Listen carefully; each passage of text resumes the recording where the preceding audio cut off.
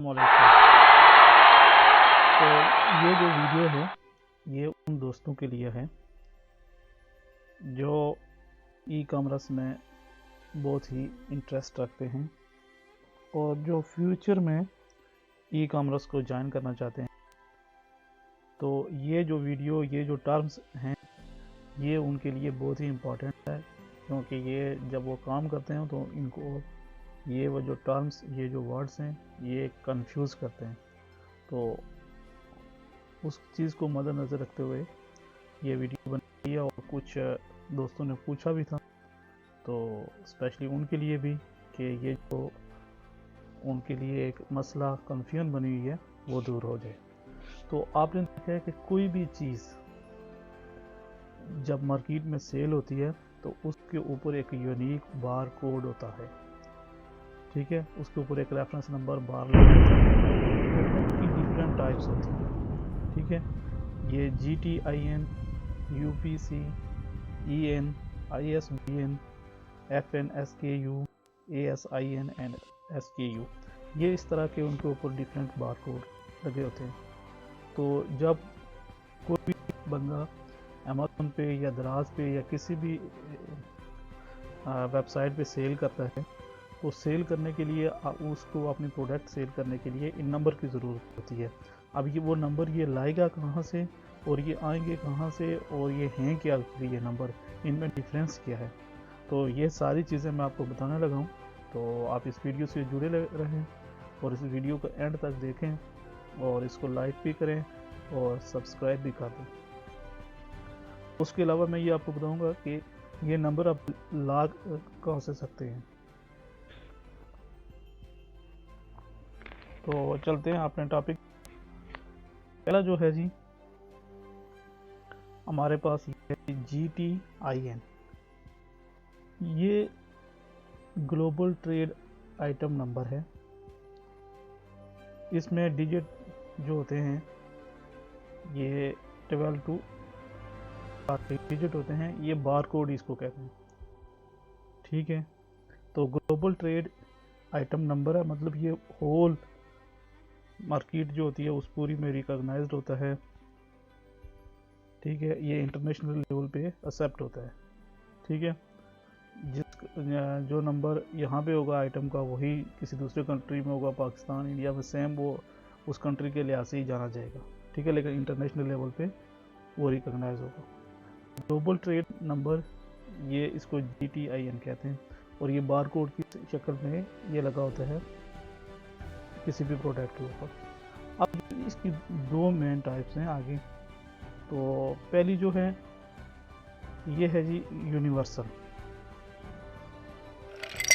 UPC, ये universal product code होता है और ये ज़्यादातर अमेरिकन कंट्री के लिए है, ठीक है। और इसमें जो डिजिट होते हैं ये 12 होते हैं, ठीक है। ये 0, 1, 2, 9, 1 और 2, ये काउंट करें तो टोटल जो है ये 12 डिजिट होते हैं। और ये अमेरिकन कंट्री में प्रोडक्ट के ऊपर लगाया जाता है, रिटेलर जो भी हैं वो परचेज करके उस प्रोडक्ट के ऊपर करते हैं और वो प्रोडक्ट फिर अमेरिकन कंट्री के अंदर या उसके अलावा किसी दूसरे कंट्री में जाता है तो वो रिकॉग्नाइज होता है। हर कंट्री के लिहाज से वो डिफरेंट होता है, मतलब ये जो नंबर होता है ये डिफरेंट वहाँ से क्रिएट किया जाता है, ठीक है। इस तरह के ये देखें कुछ भी आइटम अगर हमारे पास हों तो ये बार कोड उनके ऊपर लगे होते हैं और ये देखें नंबरिंग भी की होती है। यहाँ से देख के आपको पता चल जाता है कि ये कौन सा नंबर किस कंट्री का है, सब इंफॉर्मेशन इसमें होती है।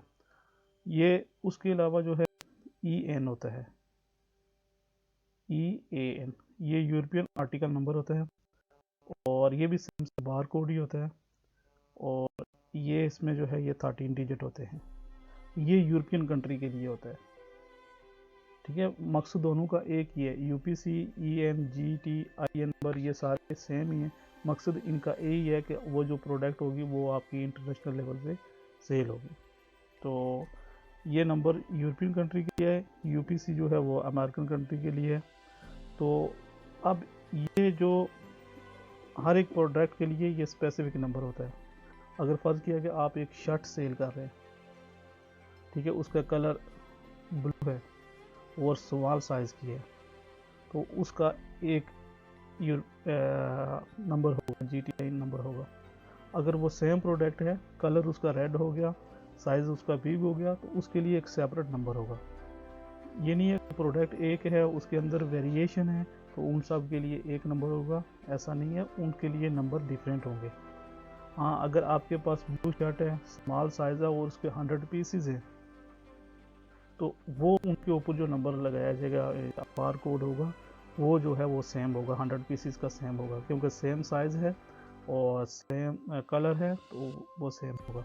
अगर आपके पास एक शर्ट है और प्रोडक्ट है, डिफरेंट कलर्स हैं, डिफरेंट साइज़ हैं, तो हर डिफरेंट और कलर के लिए और साइज़ के लिए आपको डिफरेंट नंबर लेना पड़ेगा, ये परचेज़ करने पड़ते हैं। ठीक है, ये नंबर आपको परचेज़ करने पड़ते हैं, वो मैं आपको दिखाऊंगा कि कहाँ से आप परचेज़ करेंगे। उसके अलावा आपने एक और देखा होगा ISBN नंबर। तो ये जितनी भी जो बुक्स होती हैं उनके ऊपर ये नंबर लगा होता है। इंटरनेशनली लेवल पे जो सेल्स होती हैं तो वो बुक्स के स्टैंडर्ड को वो जो है वो रिकॉग्नाइज करती हैं। तो ISBN का मतलब हो गया इंटरनेशनल स्टैंडर्ड बुक नंबर। ठीक है, तो ये जो भी बार होता है ये आपको पता है कि ये स्कैनेबल होता है और इसको जो है कंप्यूटर वो रीड कर सकता है और उसके अंदर सारी इन्फॉर्मेशन होती है कि ये किस कंट्री से बना, किस कंपनी ने बनाया, कौन इसका सेलर है। ठीक है, तो ये सारे इस बार कोड के अंदर इंफॉर्मेशन होती है। ठीक है, उसके बाद एक टर्म और होती है FNSKU। तो fulfilment network stock keeping unit. असल में वो लोग जो सेल करते हैं अमेज़ोन के ऊपर, तो उनका वास्ता पड़ता है इस टर्म से FNSKU। तो fulfilment bye network stock keeping unit. तो ये जो अपने प्रोडक्ट को अमेज़ोन के वेयर हाउस में भेजते हैं, तो वहाँ पे अमेज़ोन वाले जो लोग होते हैं वो ये आपकी प्रोडक्ट को एक नंबर देते हैं FNSKU। ठीक है, तो ये उनसे रिलेटेड होता है, आपका उससे कोई ताल्लुक नहीं। ये दिए जाते नंबर के वो आप प्रोडक्ट को ट्रेस करने के लिए कितनी क्वांटिटी है, क्या है, कितनी उसकी भी इन्वेंट्री है, ये सारी चीज़ें वो जल्दी से जल्दी देखने के लिए उसको एक स्पेसिफिक नंबर देते हैं। ये दूसरा भी जो है ये ASIN जो नंबर है, ये भी अमेज़ॉन स्टैंडर्ड आइडेंटिफिकेशन नंबर है। देखिए, जब आप कोई भी चीज़ अमेज़ॉन के ऊपर सेल करेंगे तो दो मार्केटें हैं जहाँ पे ज़्यादातर लोग सेल करते हैं, एक अमेरिकन है और दूसरी है यूरोप। आप अगर अमेरिका के अंदर सेल करना चाह रहे हैं तो आपको अमेज़ॉन को UPC नंबर प्रोवाइड करना होगा अपने प्रोडक्ट का। ठीक है, और अगर आप यूरोप के अंदर सेल कर रहे हैं, ठीक है, तो उस आपको प्रोवाइड करना होगा अमेज़ॉन को यूरोपियन आर्टिकल नंबर EAN। ये नंबर आपको कंपनी प्रोवाइड करेगी, आपको पे करना होगा और आपके हर प्रोडक्ट के अगेंस्ट वो कंपनी आपको इस तरह के बार कोड देगी। वो बार कोड आपने अमेज़ॉन को की वेबसाइट पे अपलोड करने हैं। जब आप ये नंबर अमेज़ॉन को प्रोवाइड करेंगे उस वक्त आपके हर प्रोडक्ट को अमेज़ॉन एक स्पेसिफिक नंबर देगी ASIN, और ये नंबर आपको भी पता होगा। और इस नंबर से आप जब अमेज़ॉन आपको ये नंबर देगा, जब आप उसको प्रोवाइड करेंगे UPC या EAN नंबर, तो उसके अगेंस्ट ये ASIN नंबर मिलेगा और उससे आपको पता चलेगा कि आपकी प्रोडक्ट कितनी हैं, अमेज़ॉन के वेयर हाउस में कितनी इन्वेंट्री बच रही है, ये सारी कुछ चीज़ें होंगी। तो ये कभी भी नहीं हो सकता कि अगर आप UPC या EAN नंबर अमेज़ॉन को प्रोवाइड ना करें और अमेज़ॉन आपको डायरेक्ट ASIN नंबर दे दे। नहीं, ऐसा नहीं, कभी भी नहीं होगा। ये सबसे पहले आपको एक स्पेसिफिक वेबसाइट है, वहाँ से बाई करने के बाद अमेज़ॉन को प्रोवाइड करना है। ठीक है जी। और उसके बाद है जी SKU, स्टॉक कीपिंग यूनिट। ये नंबर भी ज़्यादातर यूज़ होता है। तो ये जो सेलर होता है, रिटेलर होता है, ये आप किसी कंपनी से बाई नहीं करना पड़ता, कुछ भी नहीं करना पड़ता। तो ये सिर्फ और सिर्फ आप अपनी सहूलत के लिए अपने हर एक प्रोडक्ट को एक स्पेसिफिक नंबर दे देते हैं। ठीक है, क्योंकि आपकी सहूलत के लिए होता है, आपको अपने प्रोडक्ट की क्वांटिटी, कलर, साइज़ वगैरह याद रखने के लिए। तो ये आपको किसी से बाई नहीं करना, ये आप खुद इसको जनरेट कर सकते हैं। ठीक है, अपने कंप्यूटर के अंदर ही आपको जनरेट कर सकते हैं कि अगर आपके पास आधार के हिसाब से शर्ट्स हैं, शूज़ हैं, तो आप तो ज़बानी तो याद नहीं रख सकते कि कौन सा साइज़ है, कहाँ पे है, किस शेल्फ में है।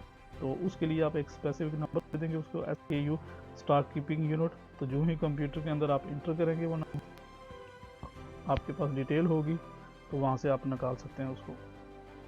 अब सवाल ये है कि ये UPC और ये नंबर जितने भी हैं सारे, ये आएंगे कहाँ से? EAN number, ISBN number. तो ये अमेज़न से या इंटरनेशनल लेवल पे जो है ग्लोबल स्टैंडर्ड की एक कंपनी है जिसको GS1 कहते हैं। ठीक है, GS1 से आप परचेज़ करेंगे। ठीक है, ये रिकग्नाइज्ड है अमेज़न से और इसी के स्टैंडर्ड को ज़्यादातर वो एक्सेप्ट करती है।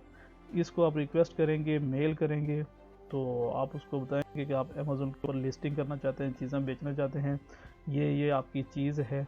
ठीक है, ये प्रोडक्ट है, ये कलर है, साइज़ है, सारा कुछ बताएंगे आप। तो जितने भी आपकी यूनिट्स होगी, जो भी होगा, उसके अगेंस्ट वो आपको एक बार कोड क्रिएट करके देगी। जो बार कोड होगा वो UPC होगा या EAN होगा, अमेरिकन लेवल का होगा या फिर यूरोपियन कंट्री का होगा, जिसका भी आप जिस मार्केट में भी सेल करेंगे, और उसके अगेंस्ट आपको पे करना पड़ेगा। फ्री में कुछ नहीं मिलेगा, ये आप पे करेंगे, बार कोड मिलेंगे, वो आप उनको प्रोवाइड करेंगे, तो उसके बाद जाके आपकी जो प्रोडक्ट है वो सेल होने के काबिल होगी। इन नंबर के अलावा आपकी प्रोडक्ट कभी भी सेल नहीं होती। आपका अकाउंट, आपकी जो भी चीज़ें होती हैं वो आपकी ब्लॉक की जा सकती हैं, वो स्टॉक हो सकती हैं। तो आपने अच्छी सेलिंग के लिए, अपनी मतलब स्टोर को इंक्रीज़ करने के लिए, अमेज़न के ऊपर सेल करने के लिए, तो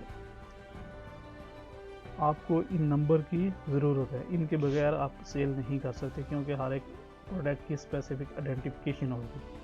तो उसी वक्त वो सेल होगा जब वो कंप्यूटर सिस्टम के अंदर रीड किया जाएगा। उसके अलावा अगर आपने कोई मिक्सिंग कर दी इन नंबर के अंदर, तो फिर भी आपकी प्रोडक्ट जो है वो ब्लॉक हो सकती है। ठीक है, बड़े एहतियात से ये चीज़ें आपने लगानी है। SKU जो आपने UPC लगाना है, EAN नंबर लगाना है, जो भी है वो आपने बड़ी केयर से लगानी है। ठीक है, तो ये जो SKU नंबर है, इसकी वजह से भी बहुत से रिटर्न होते हैं। ठीक है, अगर आपने स्टॉक के अंदर भी अगर नंबर मिक्स कर दिए, ठीक है, तो वेरिएशन के अगेंस्ट इस तरह अगर आपने नंबर मिक्स कर दिए, तो आप भी किसी भी कस्टमर को गलत प्रोडक्ट भेज सकते हैं। फ़र्ज़ किया कि अगर आपके ये नंबर मिक्स हो गए, तो किसी कस्टमर ने आपसे ब्लू शर्ट ख़रीदी है, तो उसकी जगह पे वो वाइट चली गई या ब्लैक चली गई, कि ये नंबर की मिस्टेक की वजह से, SKU की वजह से, तो वो प्रोडक्ट आपकी रिटर्न होगी। और जब वो प्रोडक्ट रिटर्न हो जाएगी, तो ज़ाहिर जो कस्टमर है उसने कमेंट्स तो दें, वो आपके बारे में बुरे कमेंट्स देगा। जब आपके बारे में बुरे कमेंट्स होंगे, तो आपके स्टोर की रैंकिंग कम होगी। जब रैंकिंग कम हो जाएगी, लोगों के कमेंट्स आपके अगेंस्ट जाएंगे, तो आपका स्टोर ब्लॉक हो सकता है, होते भी हैं। तो लिहाजा इन चीज़ों का भी ख्याल रखना है कि आपने हर एक चीज़ आइटम को प्रॉपर जो है वो नंबर देना है। जब कस्टमर को बेचें तो उसको भी रीचेक करके भेजें, प्रॉपर वे से भेजें। ये नहीं है कि उठाया और भेज दिया, और उसने वाइट शर्ट मांगी उसके ब्लैक जा रही है, जिसने ब्लैक मांगी उसके रेड जा रही है। तो वो रिटर्न्स जो उनके जितने भी आइटम, वो आप पे बुरा इफेक्ट डाल। तो अब नेक्स्ट वीडियो में मैं आपको ये बताऊंगा कि कैसे आपने ये SKU जो है ये जनरेट करना है खुद अपने सिस्टम के अंदर, कंप्यूटर के अंदर आप कैसे जनरेट कर सकते हैं इसको। तो ये इंतहाई ईजी है। तो आपके लिए इतना ही। अल्लाह हाफिज़। अगर आपको ये वीडियो पसंद आई हो तो इसको लाइक भी कर दें, कमेंट्स भी, और इस चैनल को जो है वो सब्सक्राइब कर दें। तो आने वाली वीडियो में आपको बताया जाएगा कि ये नंबर आप कैसे क्रिएट करेंगे SKU, और बाई करने का तरीका। GS1 जो कंपनी है अमेज़न से रिकॉग्नाइज, उससे ये मेल करके आप कैसे मंगवाएंगे, ये नंबर कैसे क्रिएट करेंगे। आपके लिए इतना ही। अल्लाह हाफिज़।